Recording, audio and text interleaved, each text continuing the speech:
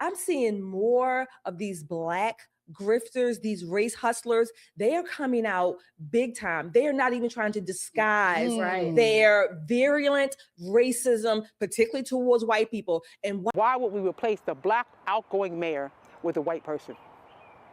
That simple. NAACP Charlotte-Mecklenburg chapter president Corinne Mack refusing to walk back her comments in this Facebook post from Monday. Mack wrote that it is, quote, seriously disturbing for white folks to be lobbying to be Charlotte's interim mayor. City Council is currently searching for someone to serve out the remainder of Vi Lyles' term, who is set to resign at the end of June.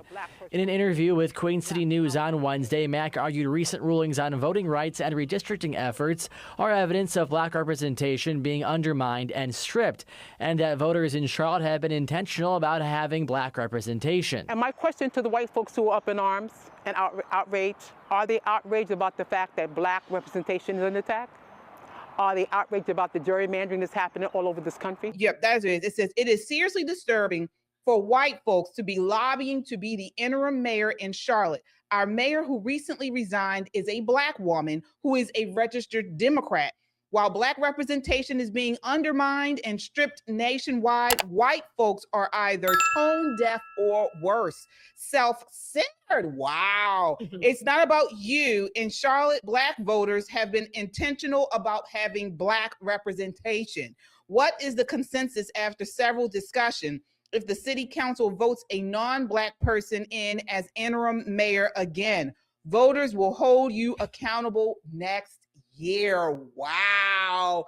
That is so racist. And they didn't feel this way when what's her name was Winsome Sears was running in Virginia. There you go. Just down the road. There you go. Shelly, what are your thoughts on this?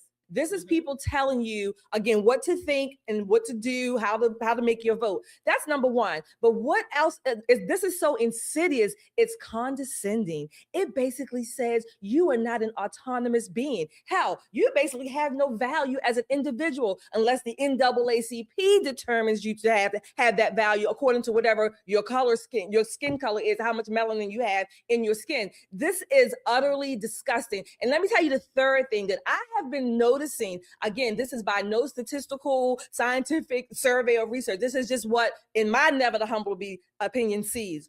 I'm seeing more of these Black grifters, these race hustlers. They are coming out big time. They are not even trying to disguise their virulent racism, particularly towards white people. And white people, many of you are taking it because of some white guilt, false white guilt that you have. It's pathetic. And so are you. To these race grifters, you are equally, you are worse. You are literally trampling on individuals, Americans, mind you, and trampling on them, their thoughts, their minds, and their actions, telling them what to do. You're going to set this all up. How dare you? Charlotte-Mecklenburg, you better raise up.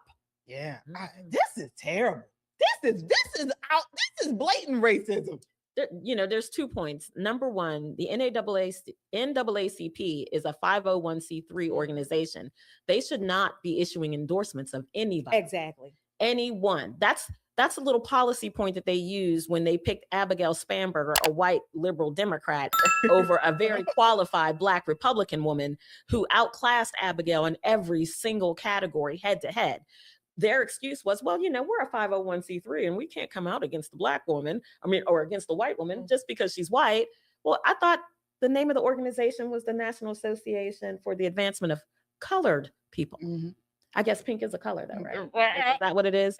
But the National Association for Asinine and Crooked People. Yeah.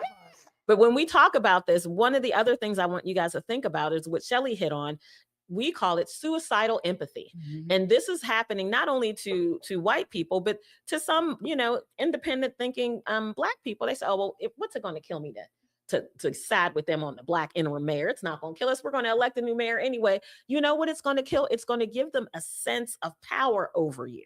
If you follow what they say, that directive, what should make them think that they're not going to issue another directive that you won't follow? fooled around and everybody will be wearing a mask again. Charlotte-Mecklenburg. People need to stand up, stand for your rights, and show this NAACP that they don't run anything but their mouths. I mean, and it literally might kill you because their policies are so lax. They don't believe in, law and justice. They don't believe in that. They don't believe in protecting the unborn, babies in the womb. So that could literally kill you. They don't believe in, they like you mentioned, the COVID, when they were masking everybody, the education systems generally in these areas are faulty. I mean, the list goes on, folks. If you in 2026 are still voting for people based on skin color, then you are the problem. You're the op. And let me just say this caveat. Y'all can get mad at me. I don't give a damn. Okay. Truthfully, when I see, this is, I think, part of the consequences of all this race-based whatever. When I see a Black person running for office, my initial gut reaction is to run the other damn way. Woo! I kid you not. And I know that's not fair. I admit it's not fair. It's my bias initially, okay? Of course, I'm going to dig and look at their platform, but my initial reaction is like, you know what? They're going to be about race grifting. They're going to raise my taxes. They're going to try to take away my rights. Every damn thing that is anti-American, certainly they're going to slaughter babies in the womb. They're going to advocate for it. Anything that's anti-American, I will bet you 9 times out of 10, that's going to be their platform. So my initial reaction is for me to run the other way, pull the other lever just because. Wow. Yeah, it is. There it is.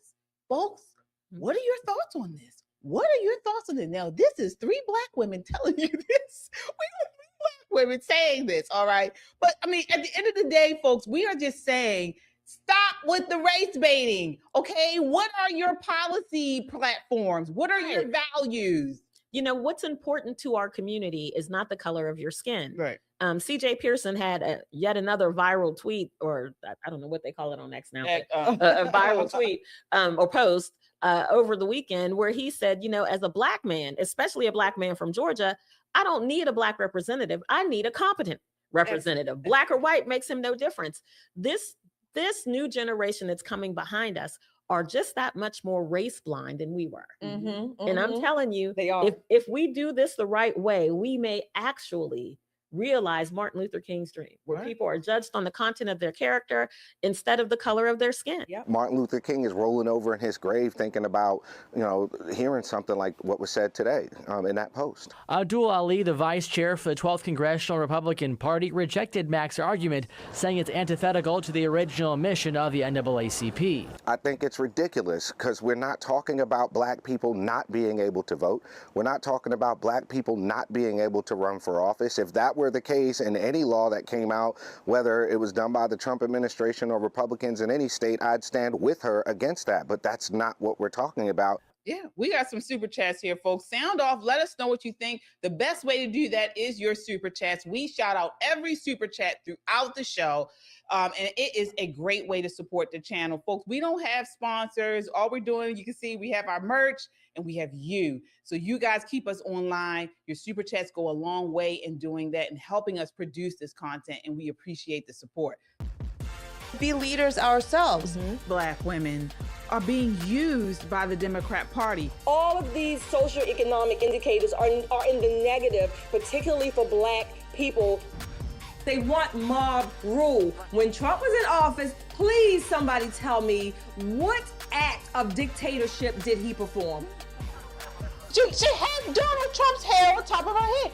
And she's sitting here talking about brown girl this, brown girl that. Because she's a Black woman. They would ask her how to spell her first name and clap like sea monkeys. Oh, yeah. But, Yeah. whoa. Yeah.